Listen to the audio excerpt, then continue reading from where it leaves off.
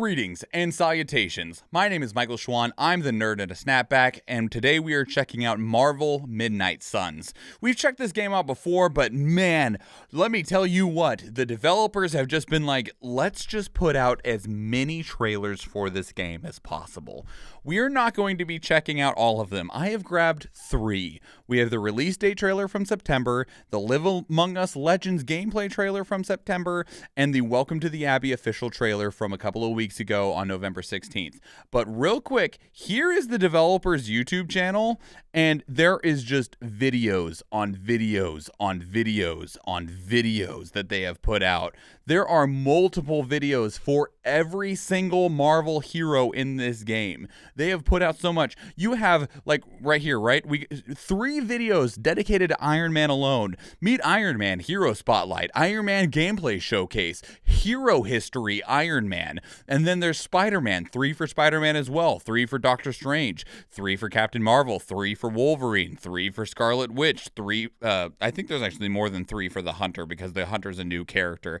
There's 3 for Magic, 3 for Blade, 3 for Nico. Like, they put in, there's so many trailers here. There's a lot of them. We are not watching all of them, but if you needed more, it's out there. It's available to you. This game does come out very soon. It comes out on December 2nd. So if you just really wanted to absorb a whole lot of it, I imagine that these history trailers would actually probably be really cool if you wanted like just a insight into who these heroes are, rather than necessarily needing to watch the little trailers for like gameplay purposes. So you could probably get some value out of that if you wanted some backstory on the actual heroes that are in the game, like Marvel heroes, even beyond in the game, right? I'm pretty sure that these are focused on more of the heroes as a whole. But we're here to talk about the game. So let's check out the game. This is a tactical strategy game along the lines of XCOM. In fact, the developers, Firaxis Games, they are the people that made XCOM. So let's go.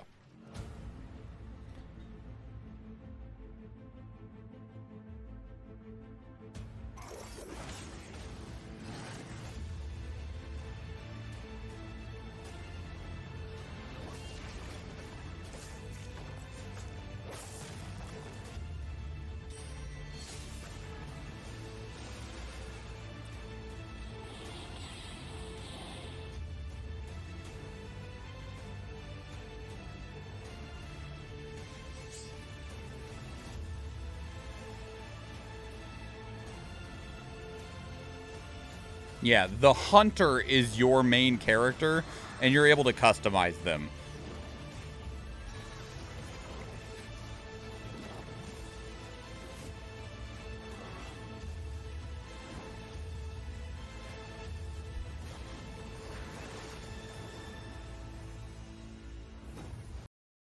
Pre-order now to receive the Doctor Strange Defender skin.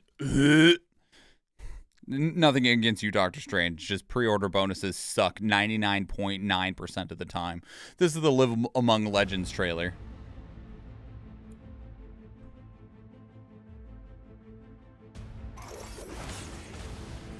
Well, this looks very similar. Is this just the same trailer? This is just the same trailer. Okay, I apologize. Why are they named something different? Because they're on different channels. I see. That's on me. My bad. My bad. Here's the Welcome to the Abbey trailer.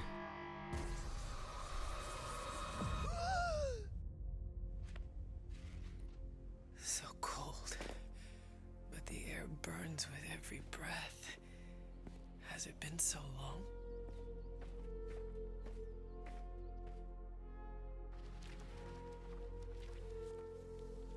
Big BioWare vibes from that visual.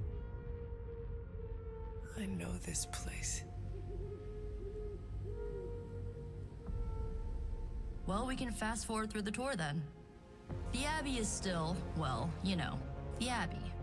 Dorms, war room, library, a few places to chill, and, whatever the hell the Forge is. Have to say, for a haunted transient castle raised on the cursed grounds of Old Salem, it's pretty cozy. Like most things on the ground. Hey, Hauser, welcome in. There's more to this place than meets the eye. This area is particularly attuned to the forces of magic. That's why the Elder God's influence was so prevalent here, and why our sanctuary here has remained all but impregnable over the centuries. Not what you were expecting, is it? Now, Hunter, tell us what you see. I raced through the Abbey grounds, angry, terrified. It is too late. We were not ready for this fight. I will bring the team together. We know our goal. Now we need to do the work.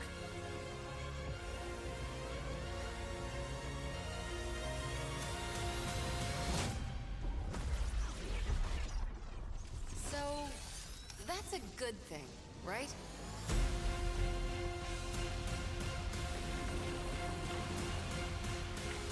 Charlie! There's a fucking red hellhound like in your face. You're like, Charlie, it's Before so we good to begin, see you. Is there anything else I should know? Yeah, anything goes. Just don't touch the shades.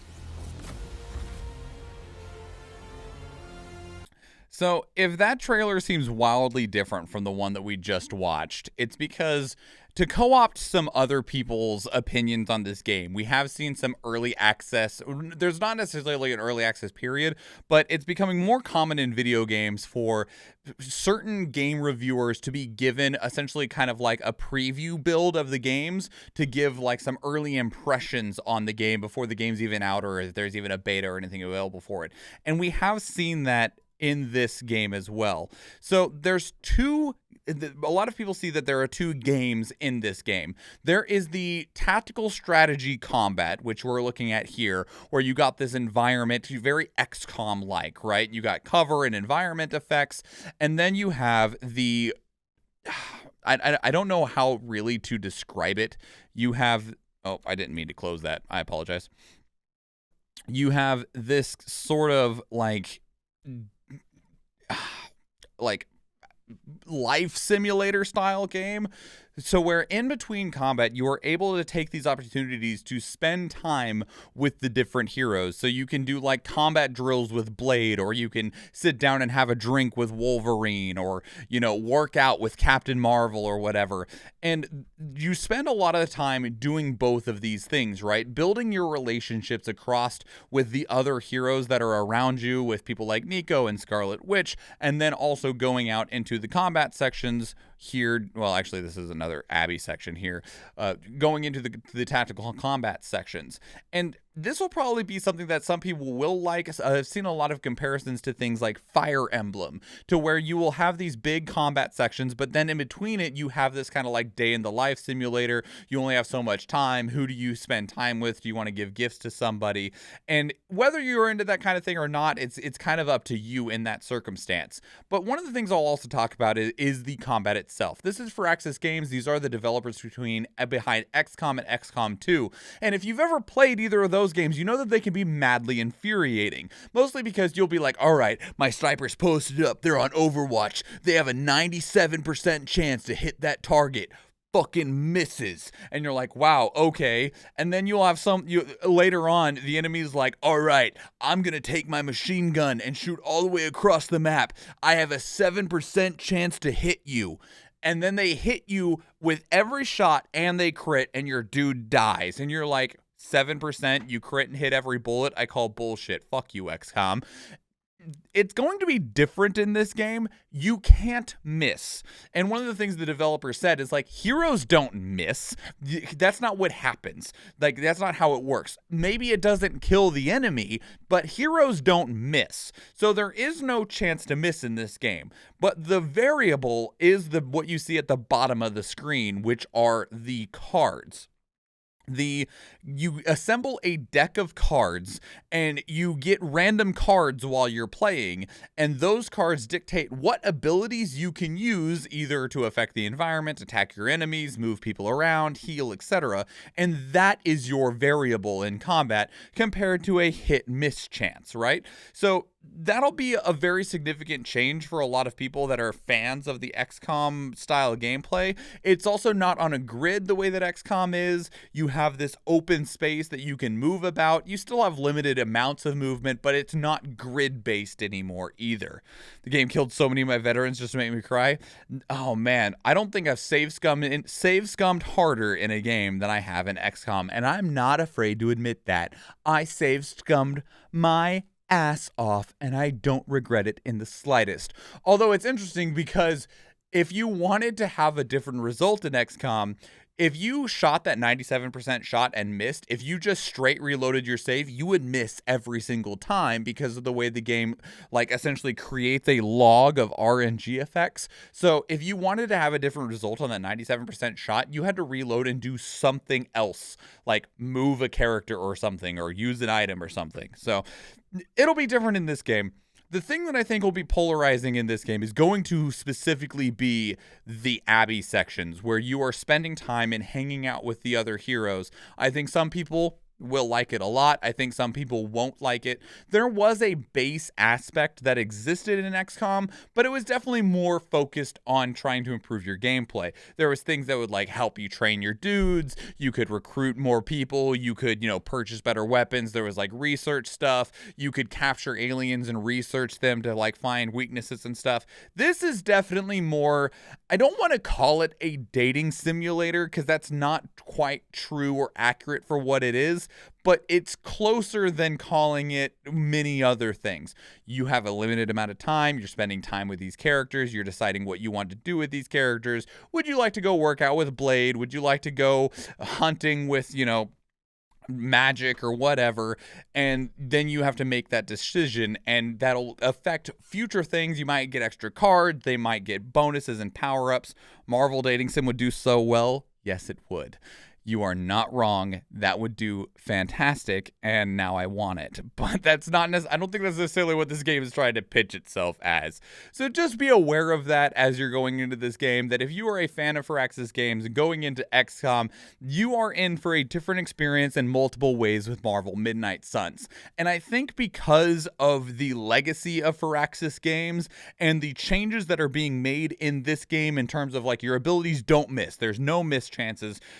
A lot of people, even games that do card-based combat well, the moment that people see cards on screen, it completely changes their entire outlook on a game, and I don't think that this game will be any different in that circumstance. And then, of course, you have the Fire Emblem time management aspect that's outside of combat.